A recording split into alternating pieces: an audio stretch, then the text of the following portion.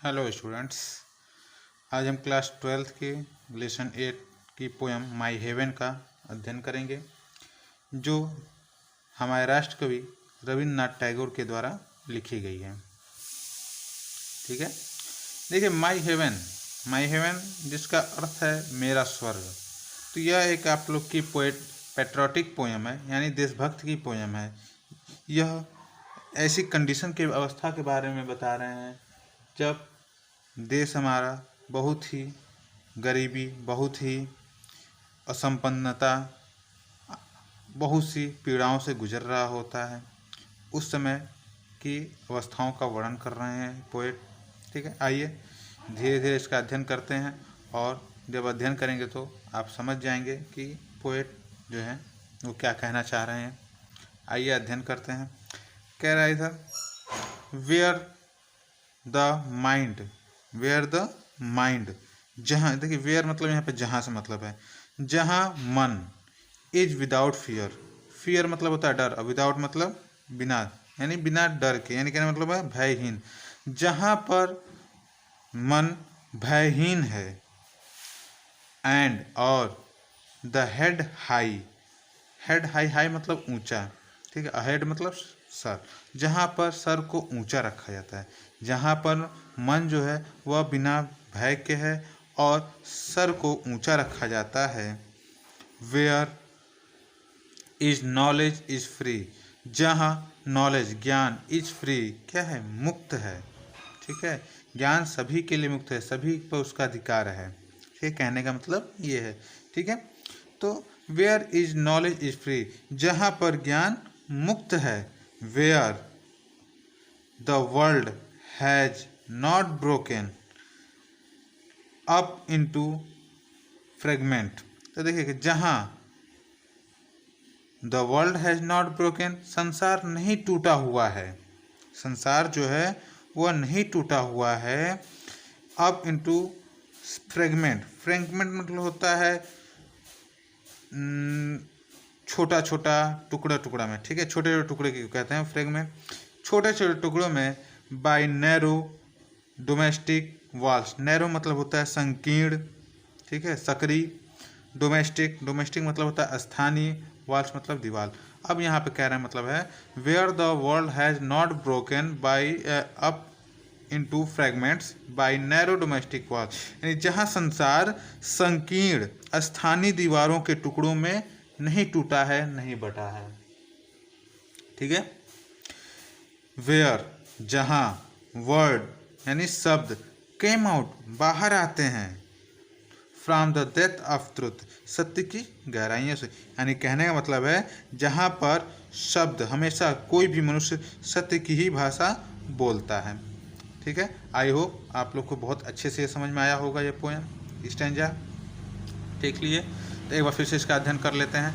कह रहा है where the mind is without fear and the head high, where the knowledge is free, where the world has not been broken up into fragments by a narrow domestic wall, where words come out from the depth of truth। यानी कह रहा है इस line में, इस stanza में poet कह रहा है कि जहाँ पर विचार भयमुक्त हो, मन भयमुक्त हो, जहाँ पे लोग अपने स्वरों को ऊंचा रखकर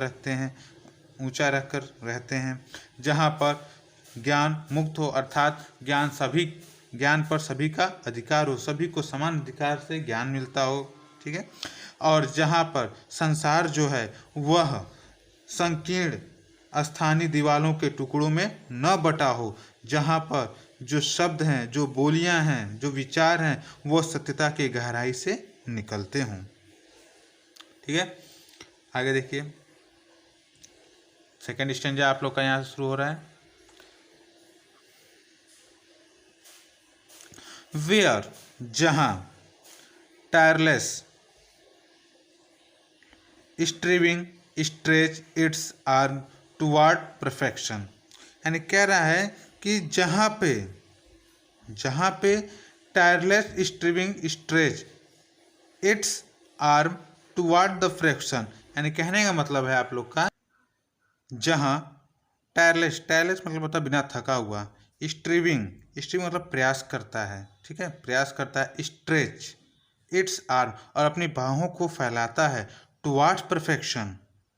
ठीक है, परफेक्शन मतलब पूर्णता, पूर्णता को प्राप्त करने के लिए या पूर्णता की ओर। यानी कहने का मतलब है जहाँ पर बिना थका हुआ व्यक्ति अपने हाथों को पूर्णता को प्राप्त करने के लिए फैलाता है।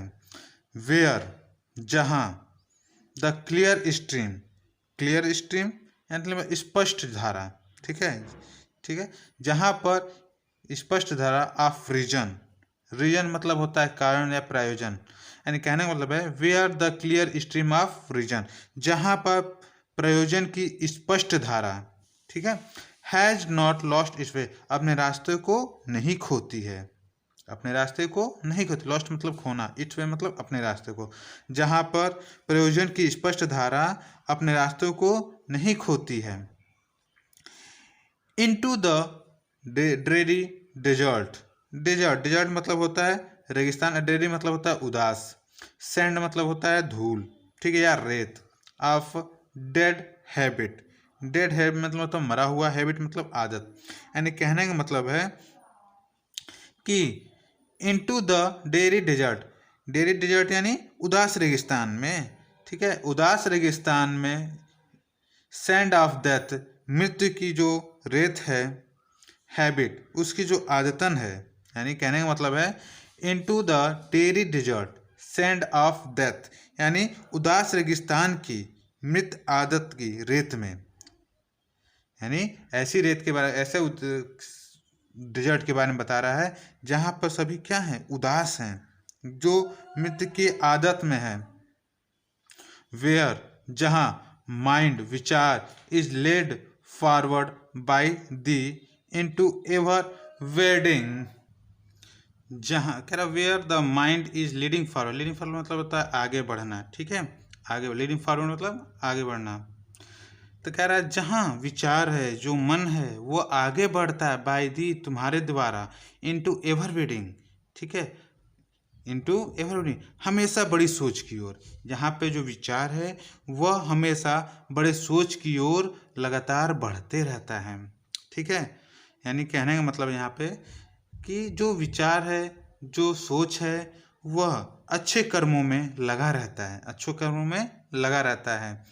थॉट एंड एक्शन, थॉट मतलब सोच, एंड एक्शन और कर्म, यानी वह हमेशा, थॉट मतलब सोच एंड एक्शन यानी हमेशा सोच और कर्म में आगे बढ़ता है। यानी देखिए यहाँ से कह रहा है where the mind is leading forward by thee into ever widening thought and action, यानी कह रहा है जहाँ मन आपके द्वारा हमेशा बड़ी सोच, हमेशा बड़ी सोच, यानी वाइडी मतलब विस्तृत, बड़ी, ठीक है, विस्तृत सोच और कर्म से, कर्म में आगे बढ़ता है, कर्म में आगे बढ़ता है।